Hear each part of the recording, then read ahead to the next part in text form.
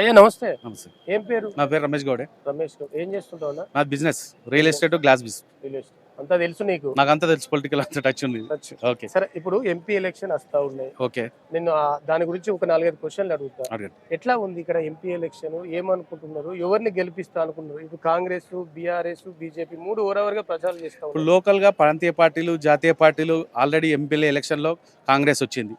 Central లో మోడీ ఉండాలని ప్రజలు డిసైడ్ అయ్యారు. మోడీ ఉండాలి ఆ, అంటే ఇప్పుడు రాహుల్ గాంధీ ఉన్నాడు, అటు ఇటు బీజేపీ నుంచి మోడీ ఉన్నాడు. ఇప్పుడు మోడీ గారు సనాతన ధర్మాన్ని కాపాడుకుంటా హిందూయిజాన్ని కాపాడుతుండు. మెయిన్ రామాలయం నిర్మించాడు, నెక్స్ట్ శివాలయం, నెక్స్ట్ ద్వారకాల కృష్ణుంది. నినాదంతో ఏది తీసుకున్నా ముందుకెళ్తుండు.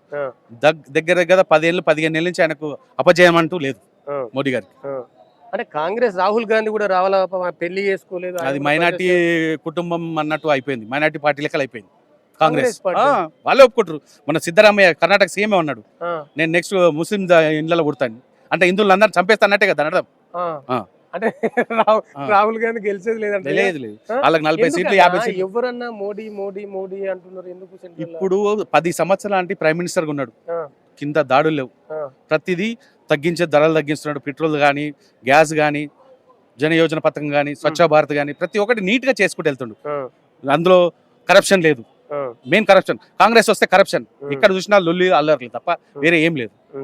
సరే, సెంట్రల్ లో మోడీ రావాలంటున్నారు. ఇక్కడ ఈ మల్కాజ్గిరి కాన్స్టిట్యూన్సీ నుంచి ఇప్పుడు ఇక్కడ బీజేపీ నుంచి ఈటల రాజేందర్. నేను తెలంగాణ ఉద్యమంలో పాల్గొన్నా, ఢిల్లీ దాకా వెళ్ళాను, నాకు పరిచయాలు ఉన్నాయి అన్నతోటి.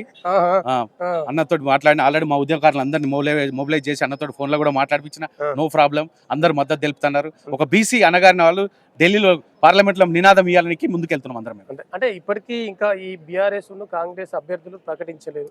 ఒకవేళ వాళ్ళని ప్రకటిస్తే కాంగ్రెస్ ప్రకటించాలి, బీఆర్ఎస్ అయితే రాగి లక్ష్మారెడ్డిని ప్రకటించాడు.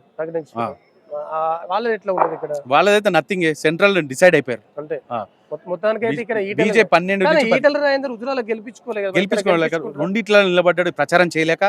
ఒకసారి గెలిచి ఆడ ప్లేస్ టైం ఇయ్యక ప్రాబ్లం. మెయిన్ అది. మరి ఇక్కడ గెలుస్తాడా? ఇట్ ఇస్ పక్కా గెలుస్తాడు, అంతే. కళ్ళు మూసుకొని గెలుస్తాడు. బీఆర్ఎస్ నేను లోకల్ అన్ని పార్టీలతో టచ్ ఉంటాను. నేను ప్రతి ఒక్కరు ఇళ్ళలో అడిగిన ఈసారి మోడీకి వేస్తాను. మోడీకే. Thank you. ఓకే.